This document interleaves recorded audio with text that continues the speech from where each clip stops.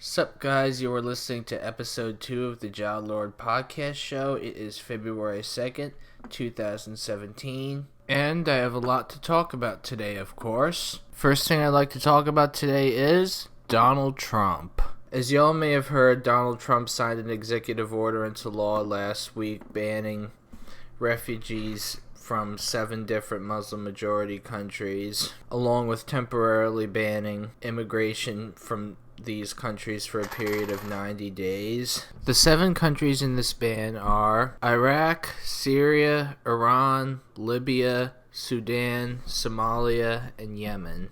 This ban is despicable and disgusting, to say the least, not to mention unconstitutional and un-American. Even Dick Cheney, of all people, the brains behind the Iraq War, said that this ban is unconstitutional and violates our country's values. But perhaps the most disgusting part of all is that Trump announced this ban on Holocaust Memorial Day. Whatever happened to give me your tired, give me your poor, give me your huddled masses yearning to breathe free? The Statue of Liberty should not have fine print on it. However, this isn't the first time that America's banned refugees from this country.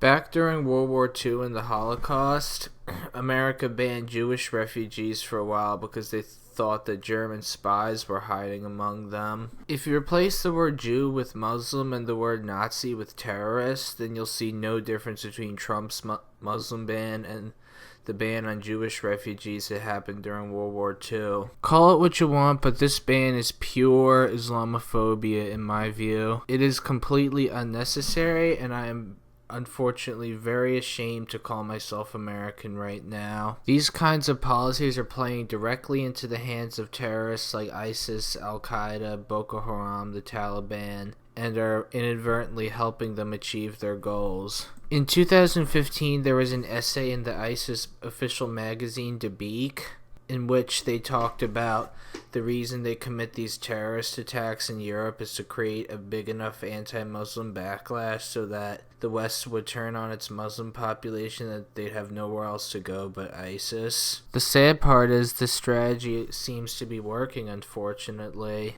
It's sickening to see that a ragtag team of 20,000 assassins and a handful of supporters in the West have caused this country to become so afraid of their neighbors that they've elected a Nazi to power. It's very despicable and unconstitutional. Also, people are dying because of this policy, and it's very, very, very sad. A 4-month-old baby who was supposed to come to the U.S. for open heart surgery couldn't because of Trump's orders. Anybody who thinks that this is okay seriously needs to take a look at themselves in the mirror. Also, Trump has said he wants to prioritize Christian refugees over Muslim ones, which completely also violates our Constitution, and there should be no religious test to enter this country or any country whatsoever. However, we now know that the whole Christian refugee thing is a lie. This is because some Syrian Christians who actually voted for Donald Trump just got deported from Philadelphia airport, and I was also reading about a doctor in Cleveland who had a Sudanese passport, so she got deported. I've also read about a Brooklyn doctor who was stranded in Sudan because of Trump's travel ban. Another really bad part about these executive orders is that it's not Donald Trump who's writing them, it's Steve Bannon. Steve Bannon is a full-blown Nazi who hates black people, hates Jews, hates Muslims, hates Hispanics, and anybody who isn't a white Christian male, basically. And this is just the tip of the iceberg for what Trump and Bannon have prepared for this country. Also, last week, Trump signed an executive order requiring that the border wall with Mexico be built. He also backtracked on one of his campaign promises to make Mexico pay for the wall, and now he's having the taxpayers pay for it. Just sickening. He also wants to forcibly deport and detain 11 million undocumented immigrants. What some people don't understand is that our free trade agreement with Mexico destroyed their economy, and the drug war made the cartels rich. Plus, some of these cartels have been committing like ISIS-like atrocities for years, even before ISIS was even a thing. Also, our current immigration system is very, very, very hard, although I admit I don't know much about it. I've also heard rumors that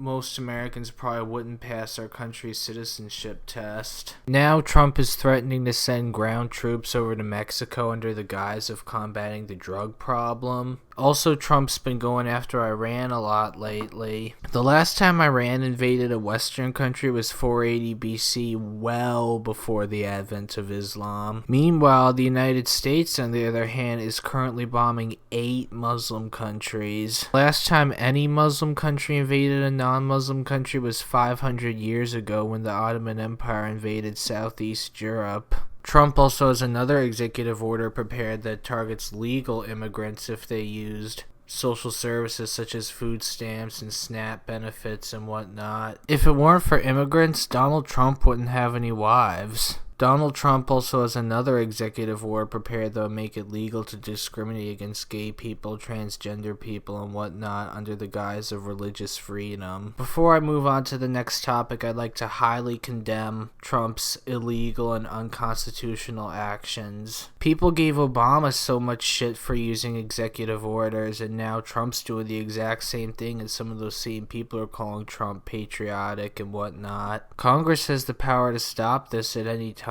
but they've just pretty much fell over. The next thing I'm going to talk about here today is Groundhog Day. As many of you heard, Punxsutawney Phil saw his shadow today, which means 6 more weeks of winter. I've never really been a big fan of Groundhog Day, to be honest. That groundhog is rarely right, and I remember one time when the groundhog did not see his shadow and predicted an early spring. We ended up having a really cold winter where I live. I can't believe some people trust a groundhog to give them their weather, but at the same time deny climate change. Climate change is perhaps the single biggest threat to our species right now, and Donald Trump thinks that climate change is a hoax invented by China. Which brings me to another important topic I'd like to discuss. Steve Bannon is apparently threatening war with China now over some islands in the South China Sea. Overall, I am just incredibly pissed at the Donald Trump administration. Before I end this podcast today, I still got a couple more things I'd like to talk about. This weekend, I'm probably going to go see this new horror movie called Rings. It's about this video that if you watch it, you die within 7 days, and the film is a sequel to the movie The Ring. I hope that Rings will be a good movie, since the last movie I went to see in the theater was so-so at best. But hopefully I'll have a review video up this weekend. Last thing I want to talk about before I end this podcast is this Palestinian girl in Israel who got jailed over a poem. The Israeli government accused this girl's poem of inciting violence and her social media posts doing the same, and it's just a really not good situation. This girl also spent several months on house arrest, and if she gets convicted for this, she could face up to 8 years in prison over a poem. Nobody should be jailed for writing. Period. I'm not really going to go in depth about Israel and Palestine right now. I'm going to save that for another podcast. This concludes episode 2 of the Jah Lord podcast show. Once again, it is February 2nd, 2017, and I am out of here. Peace.